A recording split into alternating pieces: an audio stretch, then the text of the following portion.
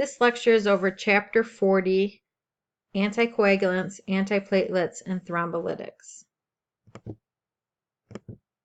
So anticoagulants are a classification of drugs that prevent the formation of clots that inhibit circulation. Antiplatelets prevent platelet aggregation to help prevent clots from building up. Thrombolytics are a bit special. They're the only ones that actually dissolve or break down a blood clot that has already been formed. So it's important to know when you're talking about these different classifications, does it prevent a clot from forming and prevent it from getting worse? Or is it a thrombolytic, which actually breaks down a clot that has already formed? The pathophysiology of thrombus formation, I'm going to let you review on your own. It's something you've already learned in A&P. So you can check that out on your own. First, we're going to talk about anticoagulants. So it's the classifications of drugs that inhibit or prevent new clots from forming. If the patient already has a clot, it will prevent that clot from getting worse. It does not dissolve clots that have already formed. So it's important to know that it prevents clot formation, prevents a clot from getting worse, but it will not break down a clot that has already formed. It's used to treat DVTs, which are deep vein thrombosis, PEs, pulmonary embolism, MI, myocardial infarctions, artificial heart valves, and strokes.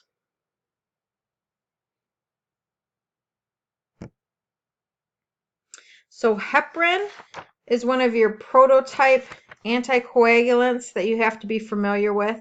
You can find that listed as a prototype drug chart on page 584. Heparin. How does it work? It binds with antithrombin 3, which accelerates the anticoagulant cascade of reactions normally. Using heparin, though, inhibits the action of thrombin. Conversion of fibrinogen to fibrin does not occur, and the formation of a fibrin clot is prevented. So it interacts with that clotting cascade, basically, to inhibit clot formation. What is it used for? Used most commonly to prevent venous thrombosis, and it's administered sub-Q or IV. In addition to being used to prevent venous thrombosis, heparin is also used.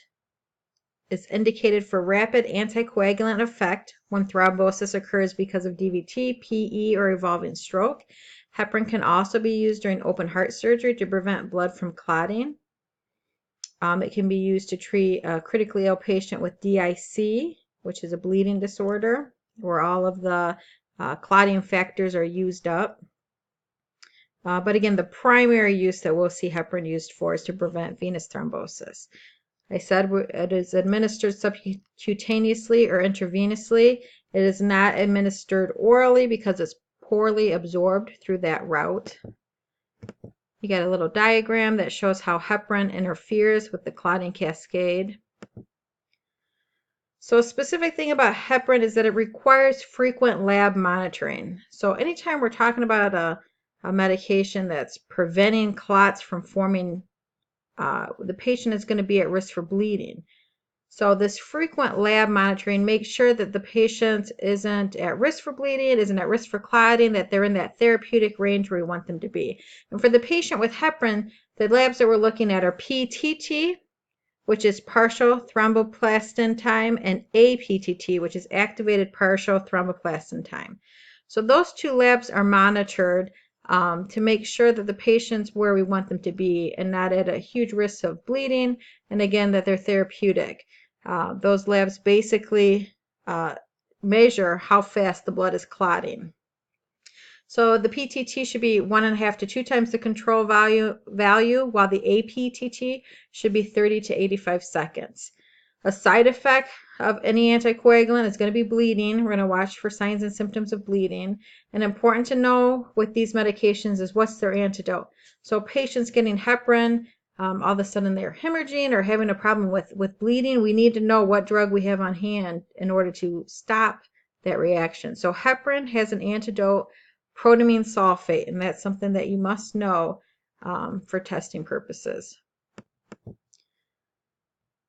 All right, the next type of heparin we're going to talk about is a low molecular weight heparin. Low molecular weight heparin. The drug that you need to know from this category, if you go to page 582, so we talked about heparin is your heparin that you need to know. For a low molecular weight heparin, enoxaparin sodium is the drug that you need to know as a low molecular weight heparin. Enoxaparin sodium. That brand name, just an FYI, is Lovenox. And these low molecular weight heparins, such as enoxaparin, are nice because they have a lower risk of bleeding compared to heparin, and the frequent lab monitoring that the patient's going to have to undergo when on heparin is not required. So the patient can be discharged and use this low molecular weight heparin at home, enoxaparin, and not worry about coming in for frequent lab monitoring or taking a high-risk drug at home. How does it work? It inactivates XA factor, one of the clotting factors. It's used to prevent DVT and acute PE after orthopedic or abdominal surgery. So in your clinical settings, you'll frequently probably be administering enoxaparin to your patients who are post-op. A precaution there, do not take aspirin concurrently. So if you think back way to the beginning of class, what aspirin is and how it works, it would just increase the risk of bleeding for the patient. So we don't want them to take aspirin concurrently.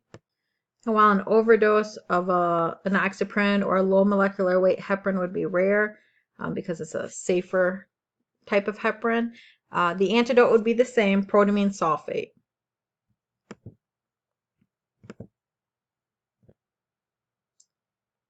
The next classification we're going to talk about are direct thrombin inhibitors. Direct thrombin inhibitors differ from heparin-like anticoagulants. The prototype drug that I want you to know for this classification, if you look on page 583, is dabigatran. Brand name is Pradaxa. It's an oral anticoagulant that does not require routine coagulation monitoring. They can be more expensive than other anticoagulants. So how do they work? They directly inhibit thrombin from converting fibrinogen to fibrin. They're used for prophylaxis, which we know is prevention and treatment of DVT and PE. Thrombus prophylaxis for HIT, unstable angina, AFib, and stroke, administered IV and subcutaneously. Oral anticoagulants. Warfarin is your prototype oral anticoagulant. It's combined with the prototype drug chart with heparin on page 584. Warfarin works by inhibiting hepatic synthesis of vitamin K, affecting clotting factors 2, 7, 9, and 10. It's used to prevent thromboembolic conditions of thrombophlebitis, PE, and embolism. The labs that we're going to monitor with a patient on warfarin are PT and INR. INR the physician can tell you or prescribe a lot of different values of where they want the INR to be based on what the patient is experiencing. For our purposes, we're going to say a therapeutic INR is 2 to 3, which is frequently seen. Again, you might see a patient who has a goal INR a little higher or lower depending on what they have going on. But for our purposes, we want to say that a therapeutic INR for the patient who's on warfarin is 2 to 3. Monitoring the INR at regular intervals is important to make sure that the patient remains in a therapeutic range. If it's low, the patient would be at risk for clots. If it's high, the patient would be at a higher risk for bleeding. So for these drugs, these anticoagulants, antiplatelets, and thrombolytics that we're talking about, you want to be familiar with the signs and symptoms of bleeding. You know, what are you going to be watching for that would give you clues in your patient that maybe their warfarin level is too high and we need to get an INR checked. Some of the things you could look for would be obviously external bleeding, signs of internal bleeding, petechia, ecchymosis, tarry stools, hematemesis. So just looking for those signs and symptoms. Warfarin does have an antidote. You have to be familiar with it. Vitamin K. So vitamin K is the antidote for warfarin. It takes 24 to 48 hours to be effective. And then for acute bleeding, fresh frozen plasma or platelets can be indicated. So when considering the pharmacokinetics of warfarin, Warfarin has a long half-life and it's highly protein bound. The drug can have accumulative effects. Bleeding can occur, especially if another highly protein bound drug is administered together with warfarin.